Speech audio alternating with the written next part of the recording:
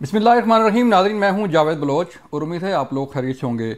Saudi अरब का high power delegation जो है पाकिस्तान में है और उसकी मुलाकातें हो रही हैं। वज़ीर-ए-आज़म से भी मुलाकात हुई, आज अपेक्स कमेटी में आर्मी चीफ भी मौजूद थे, उनको ब्रीफिंग देगी और मुख्तलिफ जो सरमायाकारी की जो फैसिलिटीज़ हैं, जो सरमायाकारी की ऑप्शंस हैं, उस पर भी गौर किया गया।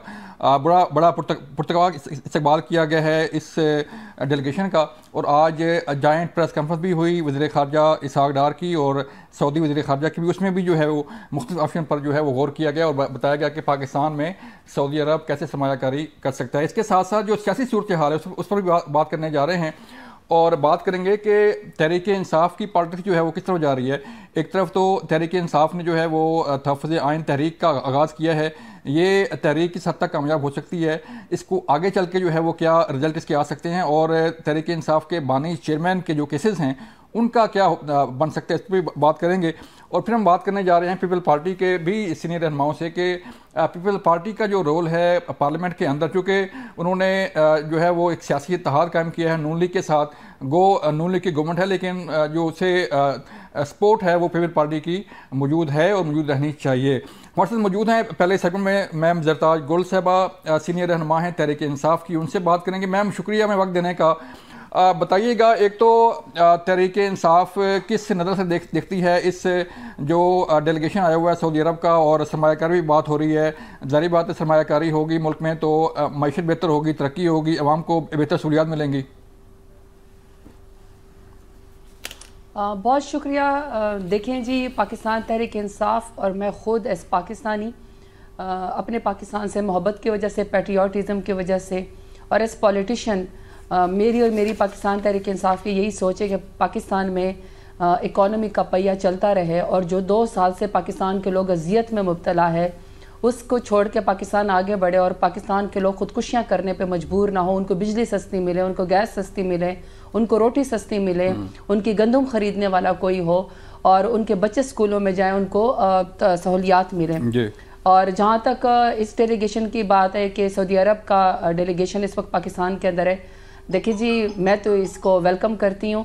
पाकिस्तान के सऊदी अरब के साथ सिर्फ ये नहीं है कि चूँकि अब वो सरमायाकारी कर रहे हैं तो हम उनको वेलकम कहें। देखिए जी, सऊदी अरब से साथ तो हमारे ताल्लुकात आप और हम खुद सारा मुसलमान है, हमारा तो किबला काबा ही, खाना काबा, मस्जिद नबी, हम सब। और आप जब उम्र और हज के लिए जाते हैं, ज़ाहिर बात है हमारे एक उनसियत का भी एक उनके साथ रिश्ता है। तो वहाँ पे हर सूरत में जब भी पाकिस्तान के साथ कोई मुश्किल वक्त आती है, अभी तो ज़ाहिर बात है बहुत बड़ा इकनॉमिक क्राइसिस है और उसकी ज़िम्मेदार जो है वो PDM ही है। ऐसे में जब सऊदी डेलीगेशन आया हुआ है तो एक तो हम पाकिस्तान तहरीक इंसाफ इसको वेलकम करते हैं, ये बड़ी खुशाइद बात है। ये मैं पूछना चाह रहा हूँ कि आपकी जो तहरीक शुरू हुई है पशीन से, तो उसको कभी तो उस तहरीक में एक तरफ आपके जो है वो राब्ते हो रहे होते हैं मौलाना फजल रहमान से, और दूसरी तरफ जो है उसी जलसे में मौलाना फजल रहमान के खिलाफ जो है वो नारेबाजी भी होती है। तो क्या ये तहरीक जो है वो कामयाब हो पाएगी, और तहरीक का मकसद क्या है मैम? अभी तो हुकूमत को 1 माह हुआ है जो है वो इक़्तिदार संभाले हुए, और अभी से तहरीकें शुरू हो गई हैं।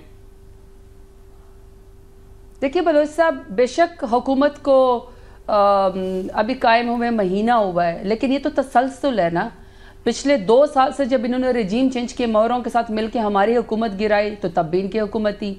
निगरान जो जितनी भी हुकूमती थी वो जरदारी और नवाज शरीफ के माँ पे बन के उनकी एक्सटेंशन थी, और जो जुल्म के पहाड़ उन्होंने पाकिस्तान के लोगों के ऊपर और पाकिस्तान तहरीक इंसाफ के कारकुनान, वर्कर, खवातीन और लीडरान के ऊपर तोड़े वो भी उन्हीं की एक्सटेंशन थी। उसके बाद 70 बिलियन के करीब जो उन्होंने पाकिस्तान के गरीब मुल्क का इलेक्शन करवाया, तो हुआ तो वही है ना। पहले शहबाज शरीफ ने, जब हमारी हुकूमत तोड़ी गई तो शहबाज शरीफ जो है वज़ीर आज़म बन गए, निगरान वज़ीर आज़म जो है वो काकड़ साहब तशरीफ़ ले आए, अब काकड़ साहब से दोबारा जो है वो शहबाज शरीफ साहब को मिल गई, तो ये रद्द बदल तो वही है, तो एक्सटेंशन तो वही है।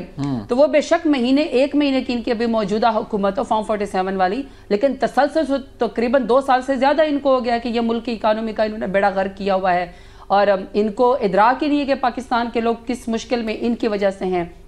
वहाँ पे हमने इनको क्या टफ टाइम देना है? अवाम इनसे मुतालबा करती है। आपने जहाँ तक पेशीन की बात की, आपने बलोचिस्तान की बात की कि हम जो है तहरीक चला रहे हैं जिसमें चकज़ई साहब भी हैं, जिसमें मेंगल साहब भी हैं, जिसमें मौलाना फजल रहमान साहब भी, आपने उनका जिक्र किया, और हम खुद एस पार्टी हैं। देखिए جب یہ 8 فروری کو الیکشن ہوا تمام پولیٹیکل پارٹیز انکلوڈنگ اچکزئی صاحب، انکلوڈنگ مینگل صاحب، انکلوڈنگ جو ہے وہ مولانا فضل الرحمان صاحب، سب نے مانا کہ پاکستان تحریک انصاف 8 فروری کو جیتی ہے. اور دیکھیں بلوچ صاحب، میں نے کیا وہ کرنا ہے کہ جی ہم نے حکومت ہمیں بنانی چاہیے تو اور ہم نے 8 فروری کو الیکشن جیتا تھا. وہ تو عوام نے ہمیں، میں تو کلیم کروں گی نا کیونکہ میں پاکستان تحریک انصاف کی ہوں، لیکن آپ کل کے رانا ثناء اللہ کی سٹیٹمنٹ دیکھیں، وہ کہتے ہیں عوام نے تو ہمیں مینڈیٹ ہی نہیں دیا تو لہٰذا ہمارے تو ہاتھ اٹھے ہوئے، ہم تو عوام ہم سے کوئی گلہ نہ کرے، ہم تو عوام کے کام ہی نہیں کریں گے. تو رانا ثناء اللہ یا پی ڈی ایم خود مان رہی ہے کہ ان کا عوام نے مینڈیٹ نہیں دیا.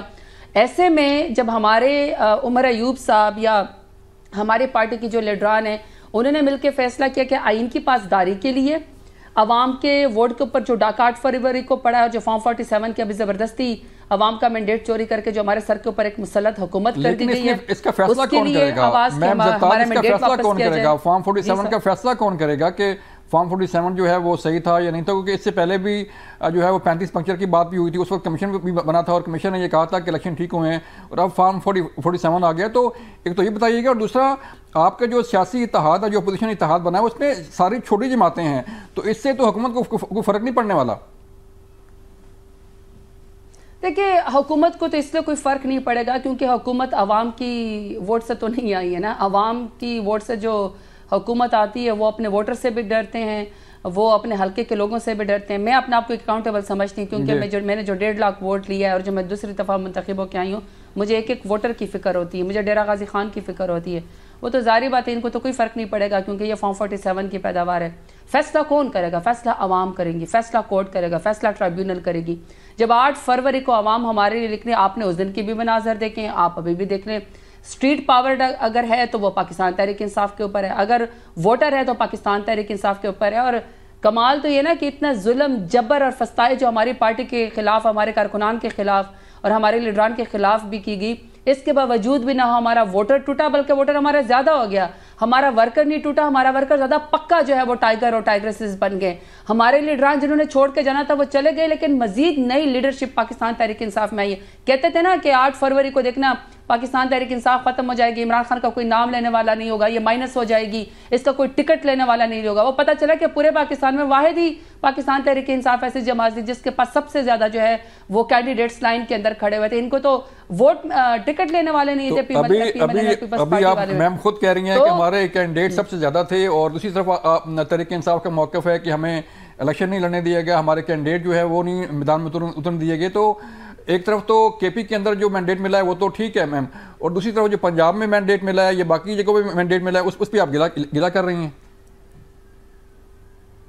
دیکھیں جو میں نے یہ کہنا کہ ہمیں کینڈیڈیٹ کو الیکشن نہیں لڑنے دیا گیا، اس کو تو سارے کیمرے کی آنکھوں نے نوٹس کیا ہوا ہے. سب سے زیادہ FIR ہمارے خلاف کی گئی ہے. 31 سال کی سزا راتوں رات عمران خان کو، ہمارے لیڈر کو دی گئی.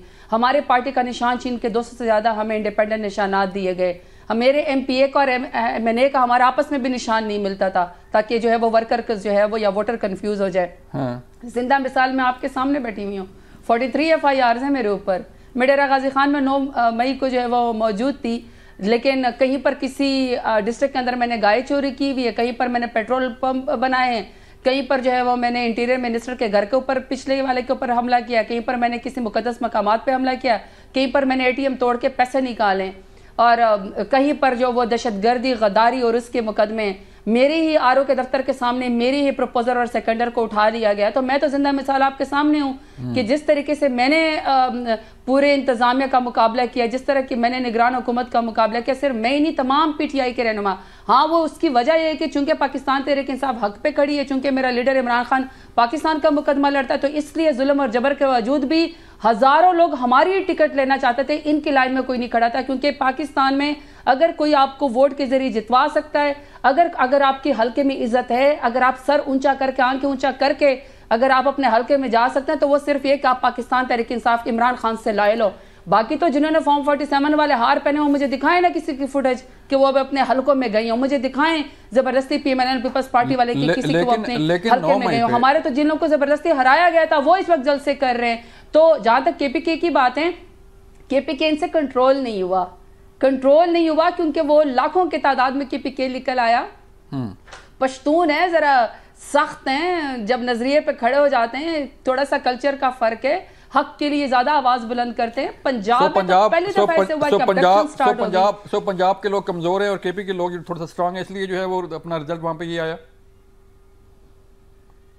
دیکھیے پنجاب کے لوگوں کو پہلی دفعہ یہ ایکسپیرینس ہوا ہے نا. کے پی کے لوگوں نے تو پہلے بھی دہشت گردی اور جو جس طریقے سے ضرب عضب اور یہ بہت ساری چیزیں جو ایک میدان جنگ جو ہے وہ کے پی کے بنا رہا، تو وہاں کے لوگ تو ایک طریقے سے عادت ان کو ہو گئی ہے. وہ پھر بھی اگر کسی محلے پہ کسی خاتون کے اوپر خدا نخواستہ کوئی حملہ کرتا ہے تو سارا محلہ اکٹھا ہو جاتا ہے. پنجاب کے لوگوں نے پہلی دفعہ یہ دیکھا کہ ان کے ساتھ اتنی سخت زیادتی ہوئی کہ پنجاب کے لوگوں کے چادر اور چار دیواری کو پامال کیا گیا. میری چھوڑے بلوچ صاحب، آپ چلائے نا ریحانہ ڈار صاحبہ کی سیالکوٹ کے اندر، ایک والدہ کی عمر کی خاتون جو کہ جیتی ہوئی ہے، اس کے گریبان کو پھاڑ کے پولیس والوں نے ہار ڈالا. کیا کوئی اپنی والدہ کے لیے برداشت کر سکتا ہے؟ یہ پنجاب کے لوگوں نے پہلی دفعہ ایکسپیرینس کیا. سنم جاوید کو دیکھیں، اپنے چھوٹے بچوں سے وہ عید نہیں مل سکتی ہے، ایک جیل سے نکالتے ہیں دوسرے جیل کے اندر جو ہے وہ اٹھا کے لے جاتے ہیں. عالیہ حمزہ کو دیکھا، اس قدر وہ کمزور ہو گئی ہے خاتون کی، وہ کھڑی نہیں ہو سکتی ہے. بچیاں اس کے باہر آئی ہوتی ہے، ابھی میاں والی جیل لے کر گئے، فلانی جگہ لے کر چلے گئے، زبردستی اس کو بھی ہرایا گیا. ڈاکٹر یاسمین راشد کو دیکھیں، اعجاز چودھری صاحب کو دیکھیں، پرویز الہی صاحب کو دیکھیں، عمر چیمہ صاحب کو دیکھیں، اور ہمارے ہزاروں کارکنان جو اس وقت جو ہے وہ ظلم جبر کا شکار ہے، جن کے ساتھ انصاف نہیں ہو رہا. تو یہ پنجاب نے پہلی دفعہ ایکسپیرینس کیا، اور میں تو پنجاب کو زیادہ داد دوں گی کہ پنجاب کے لوگ 8 فروری کو بہت بڑی تعداد میں لکھے، کیونکہ پنجاب کے ساتھ جو یہ سلوک ہوا یہ کبھی ہسٹری میں نہیں ہوا کہ ان کو سزا دی گئی کہ آپ نے چونکہ خاندان شریفہ کی غلامی نہیں کی. پہلی دفعہ خاندان شریفہ کی غلامی نہیں کی گئی نا، پہلی دفعہ انہوں نے پی ایم ایل این کو چھوڑا، خوف کے بت پنجاب نے توڑ دیے. تو سزا یہ دی گئی کہ چونکہ آپ عمران خان کا ساتھ دے رہے ہیں تو لہٰذا ان کے گھروں کو پر چڑھائی کر دو، ورکرز کو مار دو، خواتین کو زد و کوب کر دو، ایف آئی آر کر دو، شیلنگ کر دو، لاٹھی چارج کر دو. پنجاب کے لوگوں کے ساتھ تو اتنی زیادتی ہوئی ہے. تو 8 فروری کو تو میں تو سمجھتی ہوں پنجاب کے لوگوں نے کیا کمال غیرت کی ہے کہ وہ خوف کے بت توڑ کے ہمارے لیے جو ہے وہ الیکشن کے لیے نکلے اور ہمیں ووٹ دیا. 9 مئی کی آپ بات کر رہی ہیں تو 9 مئی کا فیصلہ تو ہونا ہے نا. ظاہری بات ہے آپ عدالتوں میں جائیں گے، آپ خود جو ہے عدالتوں سے آپ کو ریلیف ملا ہے، اور دوسری طرف جو ہے وہ گور علی خان صاحب فرماتے ہیں کہ ہمیں عدالتوں سے دورہ نظام ہے، 2 قانون ہیں، اور ہمیں انہیں جو ہے وہ کورٹ سے ریلیف نہیں مل رہا.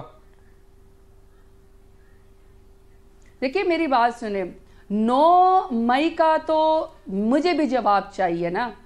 جب پاکستان تحریک انصاف جیسے بڑی جماعت کو، پاپولر جماعت کو توڑنے کے لیے ایک واقعہ کریٹ کیا گیا، اس کی انکوائری کیوں نہیں ہو رہی؟ کوئی کمیشن کیوں نہیں بن رہا؟ وہ فوٹیجز، وہ کیمراز کیوں غائب ہو گئے ہیں؟ کیوں پاکستان تحریک انصاف کے لوگوں کو سزا دی گئی، پوری پارٹی کو توڑا گیا، ہمارے لیڈر کو جیل کے اندر ڈالا گیا، کارکنان کے ساتھ اتنا سختی سے سلوک کیا گیا؟ ابھی بھی ہمارے بہت سے کارکنان جیلوں کے اندر ہے، خواتین ابھی تک جیلوں کے اندر سڑ رہی ہیں، انصاف ان کو نہیں مل رہا. مجھے بھی 9 مئی کی انکوائری چاہیے، کیونکہ مجھے پتا ہے پاکستان تحریک انصاف نے 9 مئی نہیں کیا. پاکستان تحریک انصاف ایک واحد جماعت ہے جو پورے فیڈریشن کی علامت ہے. خان صاحب وہ واحد لیڈر ہے جو پورے پاکستان کی علامت ہے، جو دلوں کو جوڑ سکتے ہیں. ہم نے تو آج تک اپنے پروٹیسٹ میں گملہ نہیں توڑا، ہم نے تو آج تک جو ہے اپنی آئین قانون کی پاسداری کی ہے. مجھے پتا ہے آپ نے گملہ نہیں توڑا تو جلاؤ گراؤ کہاں سے ہو گیا؟ ہاں تو اسی کی تو فوٹیج مجھے چاہیے نا، مجھے تو اسی کی تو انکوائری چاہیے کہ عام لوگوں کے پاس جو ہے جب وہ 9 مئی کو جس طریقے سے خان صاحب سے سلوک کر کے، جس طرح جب 9 مئی کو لوگ نکلے، جب تمام جو ہے وہ کمیونیکیشن ختم ہو گئی ہے، وہ کون سے شر پسند تھے جو ہماری صفوں کے اندر گھسے اور 9 مئی کا واقعہ انہوں نے کر دیا، اور اسی کا مدعا ڈال کے پورے پاکستان کو یرغمال اور ظلم اور جبر فسطائیت ہماری پارٹی کے علاوہ اور پاکستان کے لوگوں کے خلاف کی گئی. اس کا الٹیمیٹ بینیفیشری تو پی ایم ایل این ہی ہے نا، الٹیمیٹ بینیفیشری تو پی ایم ایل این ہے. آپ انکوائری کی بات کر رہی ہیں، آپ انکوائری نہیں، ایک سن بلوچ صاحب جی آپ انکوائری کی بات کر رہی ہیں تو ظاہری بات ہے جو فوٹیج جو ہیں جو آپ لوگوں نے خود جو ہے وہ شیئر کی واٹس ایپ گروپ پہ، فیس بک پہ لائیو ہوئے اور باقی جگہوں پہ، ابھی وہ تو آن ریکارڈ ہے نا. دیکھیں نا میری بات سنیں، اصل بات یہ ہے کہ 9 مئی کا سب سے زیادہ نقصان کس کو ہوا؟ پاکستان تحریک انصاف کو. سب سے زیادہ 9 مئی کی وجہ سے ہماری پارٹی کو توڑا گیا. ایک پاپولر پارٹی اپنے خلاف، اپنے ملک کے خلاف ایسا کام کیوں کرے گی؟ الٹیمیٹ 9 مئی کا بینیفیشری کون ہے؟ پی ایم ایل این، کیونکہ ان کو ہمارے سروں کے اوپر آ کے بٹھا دیا گیا، ظلم کے پہاڑ ہماری پارٹی کے اوپر 9 مئی کو مدعا بنا کے ہمارے خلاف جو ہے وہ توڑے گئے. ابھی تک بھی ہم وہ بھگت رہے ہیں. ہم بھی تو یہی کہہ رہے ہیں نا کہ 9 مئی کی اوریجنل انکوائری ہونی چاہیے، اور میں آپ کو آن ریکارڈ کہہ رہی ہوں کہ جب بھی اوریجنل انکوائری ہوگی, جو جلاؤ گراؤ کی فوٹیج اصل انکوائری ہوگی, جب اصل پتہ چلے گا تو وہ شرپسند آپ دیکھ لیجئے گا کہ وہ پی ایم ایل این کی طرف نکلے گے. بہت شکریہ میم. مجھے ایک بریک کے لیے کہا جا رہا ہے, جب ہم بریک سے واپس آئیں گے تو بات کریں گے کہ پیپلز پارٹی اور نون لیگ کی سیاست کس طرف جا رہی ہے. جو پارلیمنٹ کا مشترکہ اجلاس ہونے جا رہا ہے اس میں پریزیڈنٹ زرداری نے خطاب بھی کرنا ہے, وہ کیسے, اس کا ماحول کیسا ہوگا اور کس طرح ریئیکٹ کیا جائے گا پارلیمنٹ میں اپوزیشن کی طرف سے. ملتے ہیں بریک کے بعد.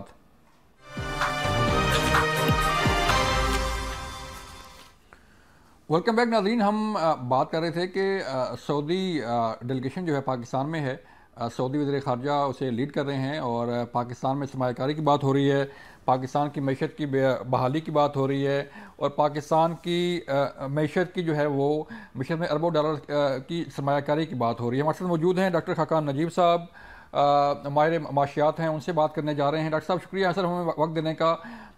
بڑی اہم خبر ہے پاکستان کے لیے کہ اتنا بڑا ڈیلیگیشن جو ہے وہ سعودی عرب کا یہاں موجود ہے پاکستان میں, اور سرمایہ کاری کی بات ہو رہی ہے, اربوں ڈالر کی سرمایہ کاری ہوگی پاکستان میں.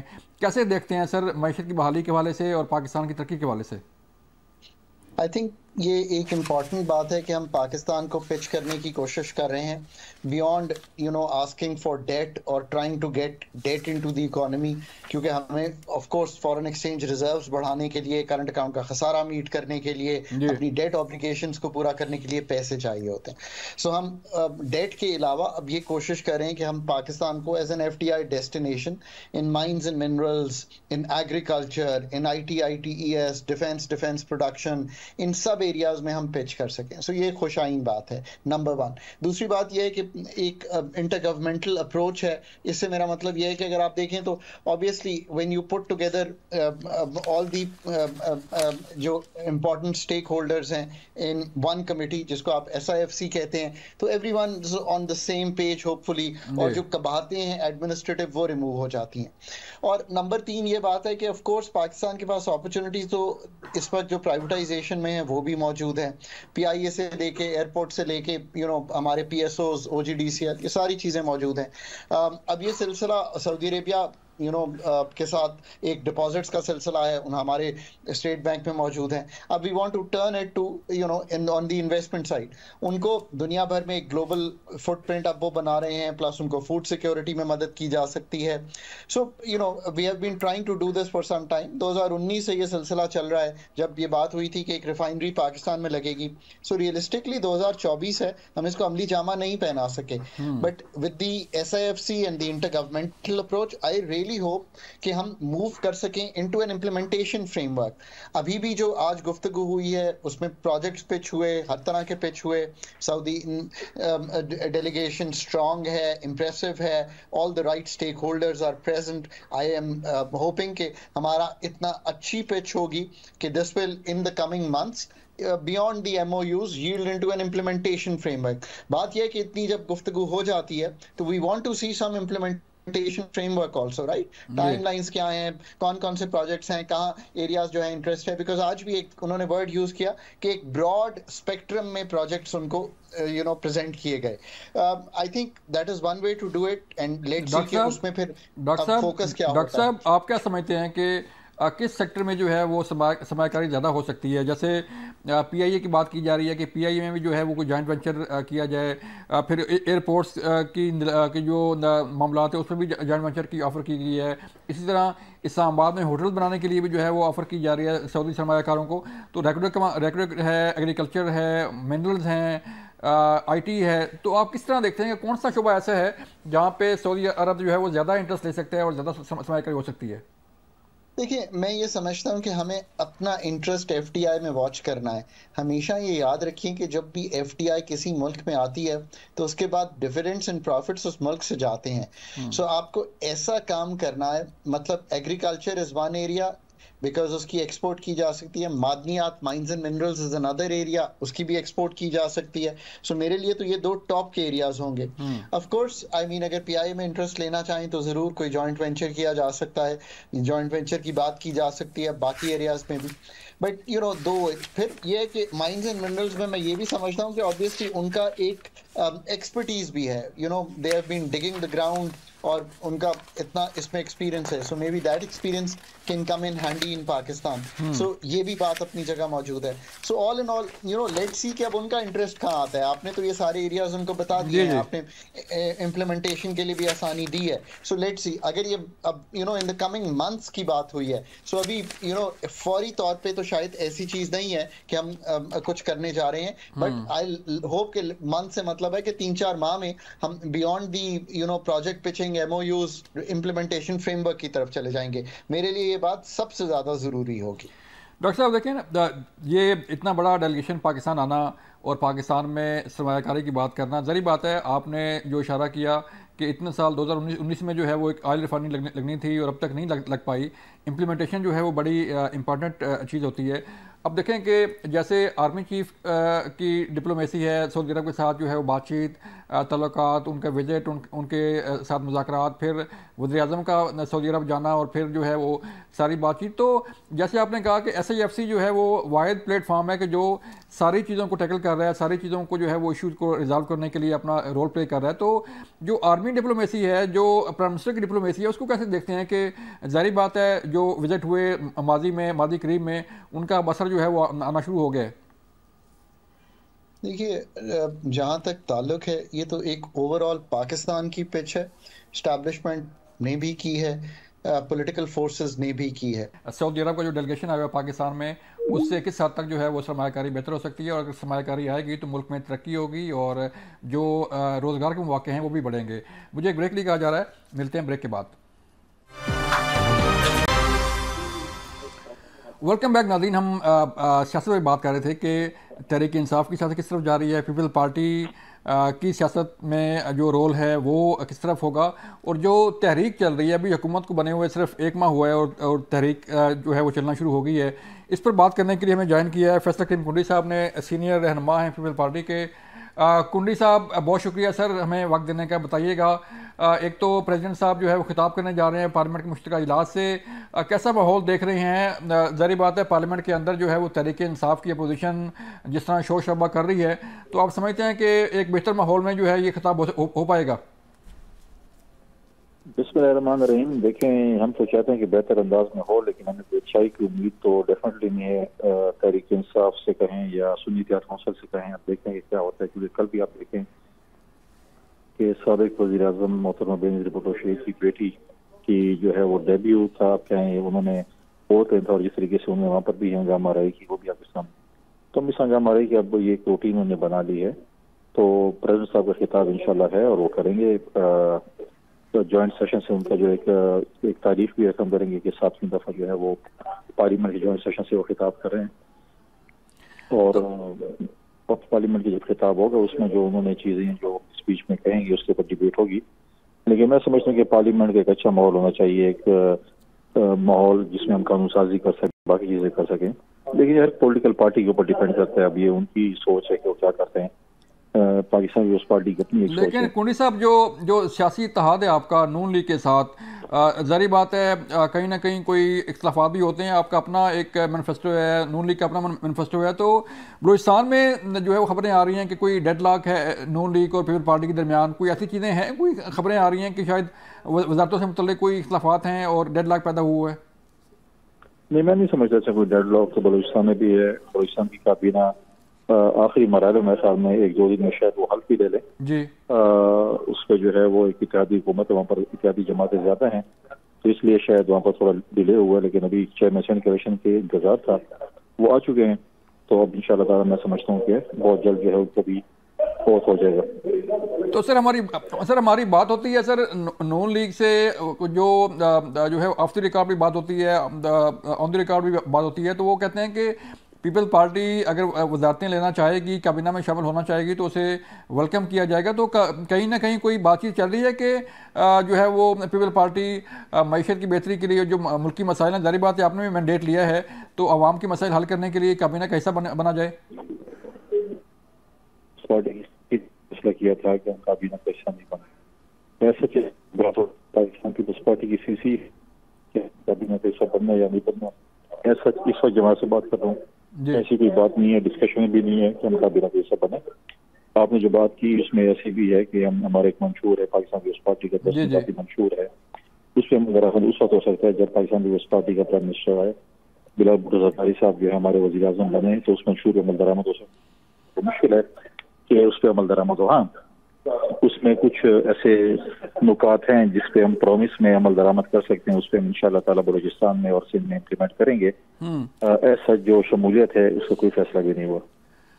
تو کنڈی صاحب یہ فرمائیے گا کہ سر ابھی تو حکومت کو 1 ماہ ہوا ہے اور تحریکیں جو ہے وہ چلنا شروع ہو گئی ہیں. ظاہر بات ہے یہ الیکشن سے لے کے اب تک جو ہے وہ تحریک انصاف سڑکوں پر ہے، اور اب پشین سے جب یہ آغاز ہو رہا ہے تحریک کا، تو آپ سمجھتے ہیں کہ اس تحریک میں کوئی جان ہے، کوئی حکومت کو خطرہ ہے، یا کوئی حکومت کوئی ایسے مرحلہ آ سکتا ہے کہ حکومت جو ہے وہ بات چیت کرے، یا کوئی ایسا کوئی ہو چیز؟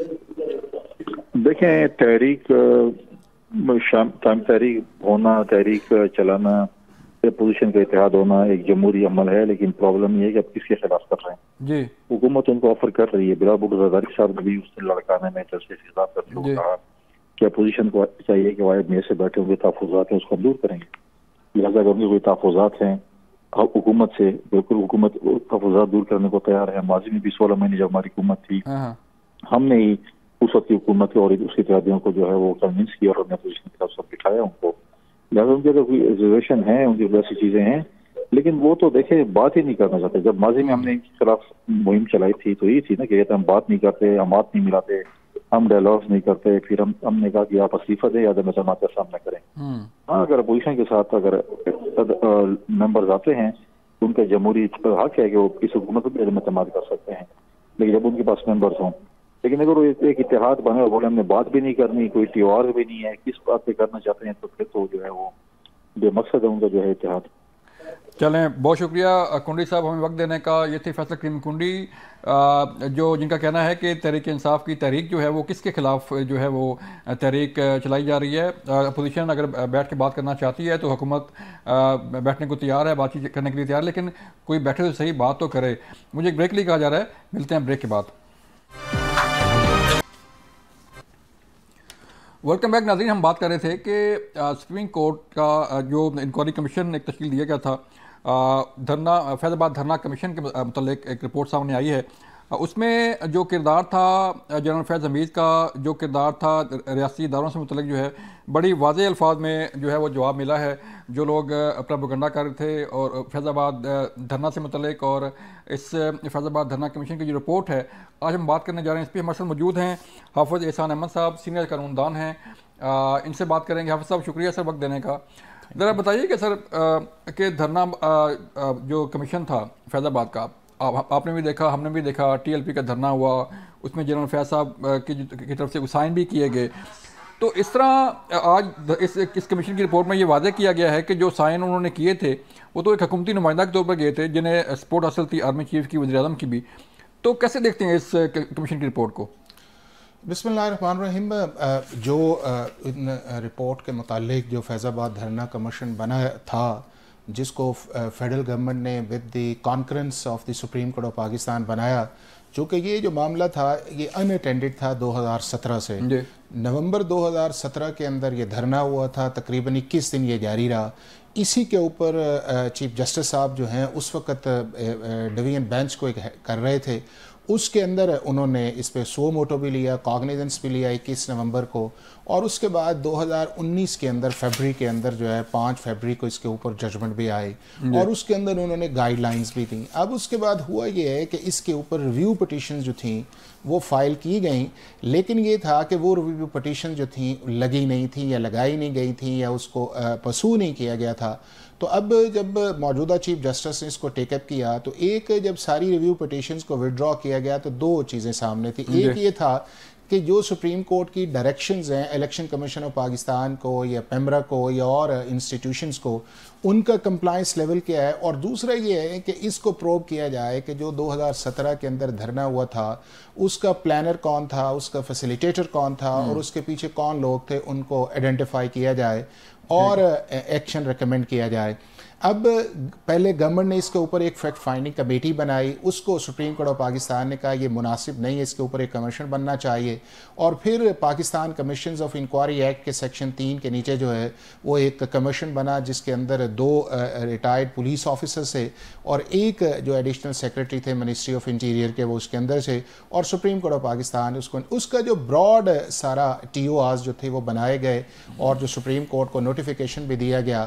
اس کے اندر 4-5 چیزیں بڑی امپورٹنٹ تھی۔ ایک، اس کا فائنینسر کون تھا، پلانر کون ہے، اسٹیٹ فیلیئرز کہاں سے آیا ہے، اور اس طرح کی چیزوں کو کس طرح کنٹرول کیا جاتا ہے۔ تو اب جب اس کمیشن نے اپنی رپورٹ 30 دن کے اندر دینی تھی، پھر اس نے ایکسٹینشن پہ گئے، اور ایکسٹینشن کے بعد جو چیزیں آئیں تو وہ جو فیکٹس جو ہیں جو ریویل آئے ہیں اس چیز کے اندر، تو کچھ چیزیں بڑی واضح آئی ہیں۔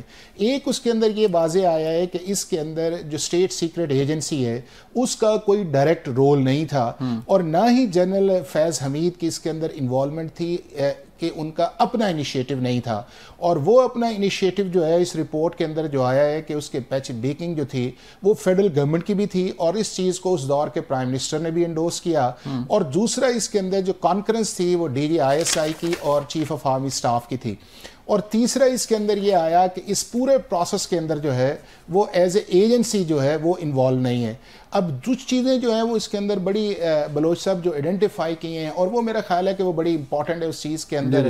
ایک یہ تھا کہ دھرنا اگر لاہور سے سٹارٹ ہوا ہے تو اس کے اندر ایک پولیٹیکل اور ایگزیکٹو ول ہونی چاہیے کہ چیزوں کو وہاں پہ کنٹرول کیا جائے۔ دوسرا اس چیز کے اندر یہ آیا ہے کہ ہمارا جو نیشنل ایکشن پلان تھا جو 2014 کے اندر بنا تھا اس کو ان ٹرو اسپرٹ جو ہے وہ امپلیمنٹ کیا جانا چاہیے۔ پھر تیسرا ایک بڑا امپورٹنٹ اس کے اندر آیا ہے وہ یہ آیا ہے کہ اسلام آباد کے اندر اگر آپ نے کسی کو پوسٹ کرنا ہے کسی آفیسر کو تو پہلے اسے ہارڈ پوسٹنگ کے اندر لے کے جائیں تاکہ چیزیں جو ہیں اس کو مینج کر سکے۔ پھر اسلام آباد کو ایک پروونس پہ بھی بات کی گئی ہے کہ اس کو ایک پروونس کا سٹیٹس دیا جائے، اور ایک جو مصفہ امپیکٹس کی ججمنٹ سپریم کورٹ کے آئی تھی کہ ہر معاملہ جو ہے وہ فیڈرل گورنمنٹ یا کیبنٹ میں جائے، تو اس پہ بھی بات کی، اور میرا خیال ہے کہ مناسب ہے کہ جو ایگزیکٹو فنکشنز ہیں جو اس لیول کے نہیں ہیں جو ڈائریکٹ پرائم منسٹر کا فنکشنز ہوتے ہیں اس کے اندر جو ہے کیبنٹ کی جو انوالومنٹ جو ہے اس کے اندر جو مصفہ امپیکٹس سپریم کورٹ کی ججمنٹ ہے اس کو بھی ریوزٹ کروانا چاہیے۔ ایک چیز جو حافظ صاحب سامنے آئی کہ ظاہر بات ہے دھرنا ہو گیا، دھرنا یہاں پہ آ کے بیٹھ گیا اور کنٹرول نہیں ہو پا رہا تھا، تو ظاہر بات ہے کسی نے تو بات کرنی ہے اس دھرنے کو ختم کرانے کے لیے یا کوئی ایکشن کرنے کے لیے۔ تو جو چیز سامنے آئی کہ جنرل فیض سے متعلق جو کہا جا رہا تھا کہ انہوں نے سائن کیوں کیے، وہ خود گئے، تو اس کا مطلب ہے کہ وہ ریاستی ادارہ جو ہے ملوث تھا۔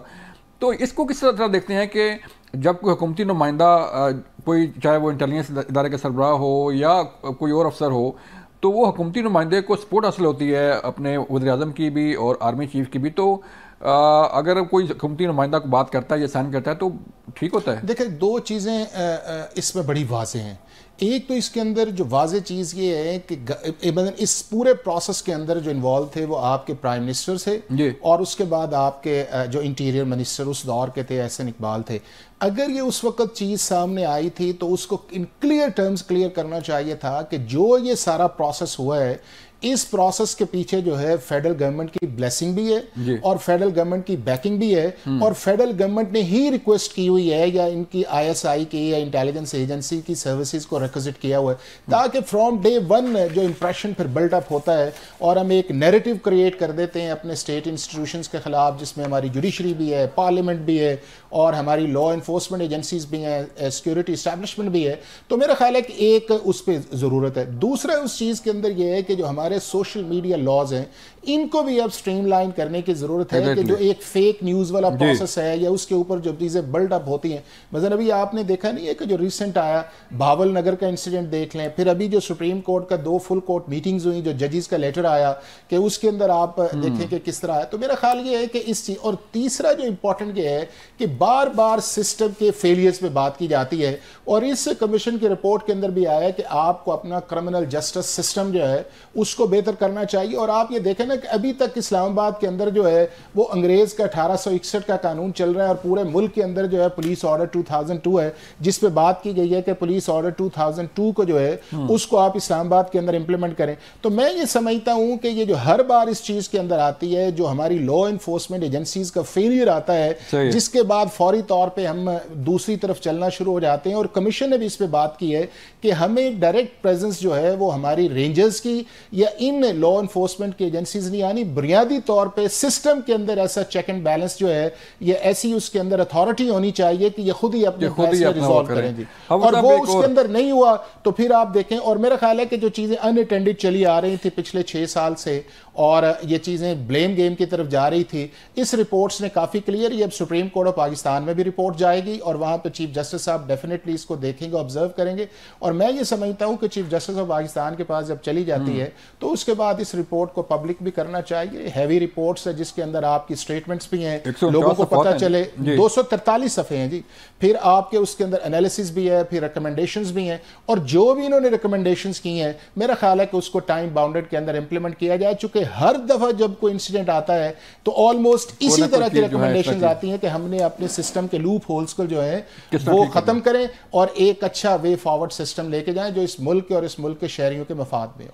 حافظ صاحب, آج بڑی اہم کور کمانڈر کانفرنس بھی ہوئی, اس پہ بھی ہم بات کرنا چاہ رہے ہیں کہ آج army chief general Syed Asim Munir کی زیر صدارت کور کمانڈر کانفرنس کا انعقاد کیا گیا, جس میں بشام کے واقعہ کی جو ہے مذمت کی گئی, بلوچستان میں جو دہشت گردی ہو رہی ہے اس کی مذمت کی گئی, اور اس عزم کا اظہار کیا گیا حافظ صاحب کہ سیکورٹی فورسز جو ہے وہ نہ صرف سی پیک کی سیکورٹی کو یقینی بنائیں گے بلکہ جہاں جہاں دہشت گردی ہو رہی ہے اس کو کنٹرول کرنے کے لیے, اس کو ختم کرنے کے لیے جو ہے جو بھی ہو سکا, چاہے جان جاتی ہے جائے, لیکن جو ہے اس دہشت گردی کو چھوڑا نہیں جائے گا. تو کس طرح دیکھتے ہیں کہ سی پیک جو ہے بشام کا واقعہ ہو گیا, چینی باشندے جو ہے وہ مارے گئے, تو افغانستان کا جو بارڈر ہے وہ قریب ہے وہاں سے, اور پاکستان جو ہے وہ بار بار جو ہے وہ کہہ رہا ہے کہ افغانستان کی سرزمین پاکستان کے خلاف کو استعمال ہونے سے روکا جائے. تو کیسے دیکھتے ہیں سی پیک کی سیکورٹی, پھر افغان بارڈر کی جو افغان طالبان کا کردار ہے, ان کو کیسا جواب ملے گا سر؟ دیکھیں چیز یہ ہے کہ بلوچ صاحب کہ جو آپ کا جو نیشنل سیکیورٹی کا جو پیراڈائم ہے اس کے اندر اب آپ کا اکنامک ایریا جو ہے وہ بڑا امپورٹنٹ ہے. اور جس طرح اب ایس آئی ایف سی آپ کی بنی ہے, جس طرح آج بھی سعودی عرب کا ایک ڈیلیگیشن آیا ہے اور اس کا ایک کامبینیشن ہے کہ جس کے اندر پرائم منسٹر اس کو لیڈ کر رہے ہیں اور دوسری طرف آپ کے آرمی چیف بھی اس کے اندر ہیں, پروونشل چیف منسٹرز بھی ہیں, منسٹرز بھی ہیں. تو جو امپورٹنٹ جس چیز کی طرف ہے وہ یہ ہے کہ آپ کا لا اینڈ آرڈر اور آپ کے ملک کے اندر جو لوگ آئیں ان کی جو پروٹیکشن ہے, ان کی جان کی, ان کے مال کی اور ان کی موومنٹ کی, اس کو آپ ہر طریقے سے سیکیور کریں. اور میرا خیال ہے کہ کوئی ملک بھی جو ہے وہ یہ افورڈ نہیں کر سکتا کہ ان چیزوں کے اندر لیپسز آئیں.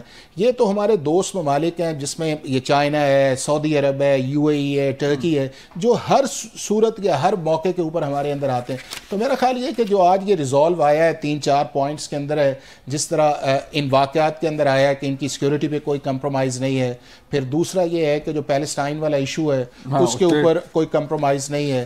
پھر تیسرا کشمیر کے متعلق جو آیا ہے اس کے اوپر کمپرومائز نہیں ہے. تو میرا خیال ہے کہ ایک اچھا ریزالو اس چیز کے اندر آیا ہے. اور یہ ساری چیزیں جس طرح یہ ابھی بھی آپ کے سامنے جو آج $5 بلین کی آئی ہے, پھر $14 بلین کی آئی ہے, تو اس کے اندر جتنی دیر تک آپ کے تمام سٹیٹ اپریٹس جو ہے وہ ایکٹیو نہیں ہوں گے اور ان کی ایکٹیونیس ویزیبل نہیں آئے گی, اس وقت ملک آگے نہیں جا سکتا. اور میرا خیال ہے کہ پاکستان کی ساری گورنمنٹ کا جو ہے وہ اس وقت ریزالو یہ ہے کہ یہ جو بشام والا انسیڈنٹ ہے یا اس کے بعد اور انسیڈنٹ اس طرح کے جو ہو رہے ہیں ان کو کسی صورت نہیں آنا چاہیے, چونکہ اس سے نہ یہ ہے کہ آپ کی اکنامک ڈیولپمنٹ رکتی ہے, بلکہ یہ ہے کہ آپ کے جو بردرلی ریلیشنز ہیں اس کے اندر بھی بڑے کم ہوتے ہیں. اور وہ تو پھر یہ ہے کہ آپ کا پھر ایک جس طرح کہتے ہیں نا کہ آپ پھر ایک ایکسکیوز موڈ کے اندر آ جاتے ہیں کہ اتنا بڑا ملک ہمارا دوست جو ہے اور ہم ان کی لائف پروٹیکشن جو ہے. اور اس چیز کے لیے میرا خیال دوسرا یہ ہے بلوچ صاحب کہ ہمیں افغانستان کی جو لیڈرشپ ہے انہیں بھی کلیئر کٹ اس کے اندر رہنا چاہیے کہ آپ اپنے جو معاملات ہیں یا یہ جو ساری چیزیں ہیں اس کو اپنے آرڈر کے اندر کریں اور ہمارے ملک کے اندر جو چیز چیزیں جہاں بیسز افغانستان کے اندر ہیں ان کو آپ ایلیمنیٹ کریں، چونکہ اب یہ ہمارے لیے، ہمارے شہریوں کے لیے اور ہمارے اکنامک انٹرسٹ کے لیے ان ایکسیپٹیبل۔ بالکل ٹھیک ہے حافظ صاحب، بہت شکریہ۔ یہ تھے حافظ احسان احمد صاحب جس پہ ہم نے بات کی جو ہے فیض آباد دھرنا کمیشن کی، اور پھر آخر میں ہم بات کر رہے تھے کور کمانڈر کانفرنس کا انعقاد پر۔ اس کور کمانڈر کانفرنس میں ناظرین جیسا کہ آپ نے بتایا آپ کو کہ اس عزم کا اظہار کیا گیا ہے کہ ملک سے دہشت گردی کا جو ہے وہ خاتمہ کیا جائے گا، اور جو سی پیک کو نقصان پہنچانے کی کوششیں کی جا رہی ہیں اسے نہ صرف ناکام بنایا جائے گا بلکہ اس کے خلاف کام کرنے والوں کے وہ سختی سے نپٹا جائے گا۔ پھر اس کور کمانڈر کانفرنس میں اس بات کا بھی عزم کا اظہار کیا گیا کہ جو سیکورٹی اداروں کے خلاف پروپیگنڈا کیا جا رہا ہے ناظرین، اس کو بھی قانون کے مطابق جو ہے وہ نپٹا جائے گا۔ یہ تھا آج کا پروگرام، اپنا خیال رکھیے گا، اللہ حافظ۔